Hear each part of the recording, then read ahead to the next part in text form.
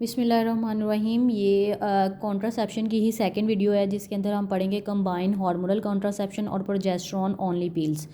ठीक है, अब सबसे पहले जो है ना ये एक टेबल है, ये बहुत इंपॉर्टेंट है। इसके अंदर से काफ़ी एमसीक्यूज़ आते हैं। इसमें उन्होंने जो है ना UK medical eligibility criteria category 3 जो इनके अंदर रिलेटिव कॉन्ट्रा इंडिकेशन है उसकी आपको एग्जांपल बताइए। जो सबसे इंपॉर्टेंट उसमें ये है कि आप between 6 weeks and 6 month postpartum जो है ना एंड फुली और ऑलमोस्ट फुली ब्रेस्ट फीड, इनके अंदर आप ना रिस्क को आउटवेट कर सकते हैं बेनिफिट्स के साथ। और postpartum less than 21 days postpartum, ठीक है। और इसके अलावा मिग्रेन विदाउट ओरा उसके अंदर भी आप कंसीडर कर सकते हैं। और past history of migraine with aura at any age, ठीक है।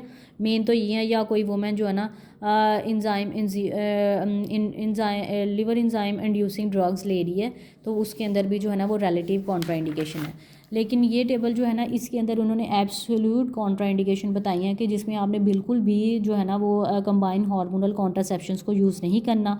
वो आ जाती है कि breast feeding less than 6 weeks है, स्मोकिंग है, कार्डियोवास्कुलर डिजीज़ है, हाइपरटेंशन है ग्रेटर दैन 160/95 VT है, मेजर सर्जरी है, थ्रोम्बोजेनिक म्यूटेशन है। तो ये सारी जो है ना, और मिग्रेन जो इसके अंदर आ जाता है migraine headache with aura, relative में था विदाउट ओरा, ठीक है।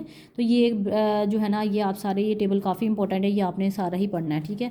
अब सबसे पहले आ जाता है कि mode of action combine hormonal contraception का क्या है। तो इनहिबिट करते हैं ये ओवुलेशन को, इसके ऊपर एमसीक्यू भी आता है। इसके अलावा सर्वाइकल म्यूकस को थिक करते हैं और एंडोमेट्रियम की जो है ना एट्रोफी कर देते हैं, ठीक है। नॉन कॉन्ट्रासेप्टिव बेनिफिट्स इसके ये कि ये मेंस्ट्रुअल पेन और ब्लड लॉस को कम करता है, तकरीबन ये 50% तक जो है ना ब्लड लॉस को कम कर देता है, ठीक है। नेक्स्ट जो है उसमें ये है कि इसके जो साइड इफ़ेक्ट्स हैं, साइड इफ़ेक्ट्स में ये वीनस थ्रोम्बोएम्बोलिज्म करने का इसके अंदर रिस्क होता है और मोस्टली होता है फर्स्ट ईयर ऑफ यूज़ में। और फैक्टर 5 लेडन म्यूटेशन वालों के अंदर ये 20 टाइम रिस्क होता है कि उनके अंदर VT का रिस्क होता है दैन नॉन पिल यूज़र्स के अंदर।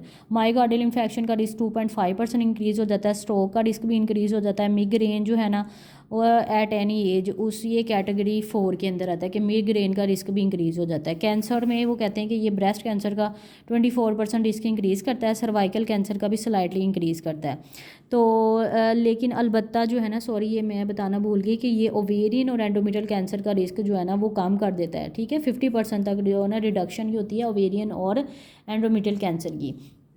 नेक्स्ट आ जाता है कि कंबाइन हार्मोनल कॉन्ट्रासेप्टिव पिल्स जो है ना ये 99% तक जो है ना वो इफेक्टिव होती हैं, ठीक है। और इसके अंदर जो है इन्होंने ये डिफरेंट टाइप्स की जो है ना वो बताई हुई हैं पिल्स। इसमें जो सबसे इंपॉर्टेंट है वो आ जाती है डाइन 35। डाइन 35 जो है ना इसके अंदर 35 माइक्रोग्राम इथाइनल एस्ट्राडाइल और 2 mg सिप्रोट्रिन एसीटेट होता है।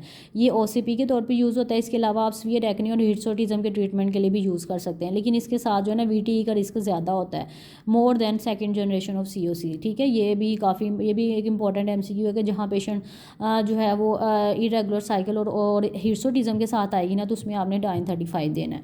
नेक्स्ट आ जाता है एवरा पैच। एवरा पैच जो है ना इसके अंदर 20 माइक्रोग्राम इथाइल एस्ट्राडाइल होता है और 150 माइक्रोग्राम नॉर्जेस्ट्रोमिन होता है और ये एवरी 24 आवर के बाद रिलीज़ होता है।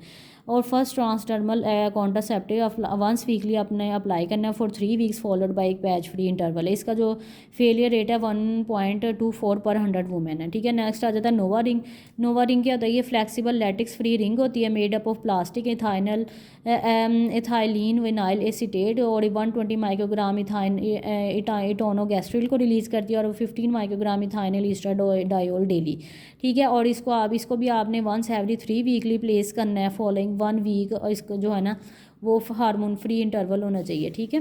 नेक्स्ट है ये टेबल काफ़ी इंपॉर्टेंट है। तो इसमें ये आप जो है ना EBM के अंदर तो थोड़ा सा ये डिफरेंट सा लिखा हुआ है, इसमें इसके लिए ना आप FSRH की गाइडलाइन जो है ना उसके अंदर काफ़ी अच्छा टेबल बना हुआ है। तो वो मैं इसको थोड़ा सा आपको कॉन्सेप्ट दे देती हूँ कि जो है ना मेंस्ट्रुअल साइकिल के जो डेज़ होते हैं ना वो पील्स के डेज से डिफरेंट होते हैं, ठीक है।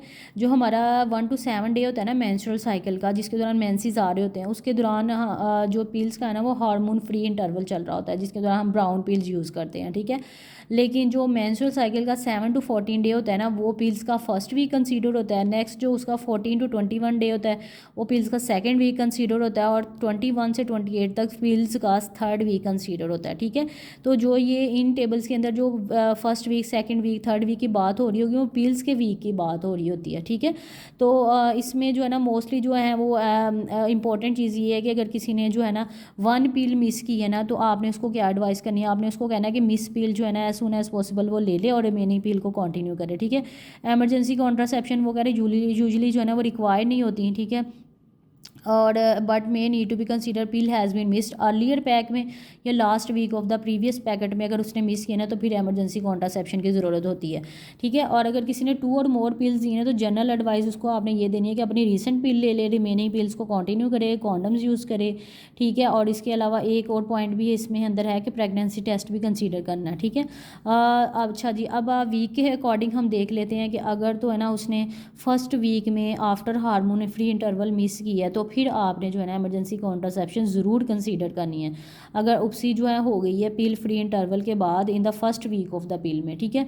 और सेकंड और थर्ड पिल्स जो वीक होते हैं ना उसके अंदर वैसे तो इमरजेंसी कॉन्ट्रासेप्शन की ज़रूरत नहीं होती, उसके अंदर आपने जो है ना अगर उसने 2 और मोर पिल मिस की है ना तो आपने उसको यही एडवाइस देनी है जो ऊपर लिखी हुई हैं, ठीक है। लेकिन लास्ट वीक के बारे में ये है कि अगर उसने ना जो है लास्ट पैक के अंदर उसने मिस की है ना टैबलेट्स हार्मोन फ्री इंटरवल शुरू होने से पहले, तो उसका जो है ना ओमिट कर देना है, उसका जो है ना हार्मोन फ्री इंटरवल, और नेक्स्ट पैक उसने स्टार्ट कर लेना, ठीक है। नेक्स्ट अब आ जाता है जी कि progesterone only pills. Progesterone only pills का भी वही मैकेनिज्म एक्शन है कि ये सर्वाइकल म्यूकोस को अल्टर कर देते हैं, स्पर्म की पेनिट्रेशन को प्रिवेंट करते हैं और ओवुलेशन को इनहिबिट करते हैं, ठीक है। इसकी भी जो इफेक्टिवनेस 0.3 से लेकर 0.8 पर 100 वूमेन तक होती है।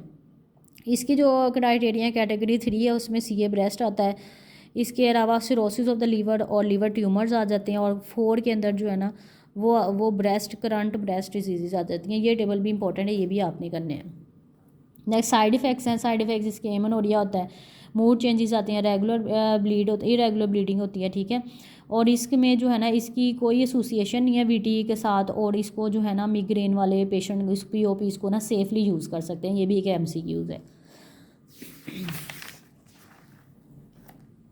Thank you.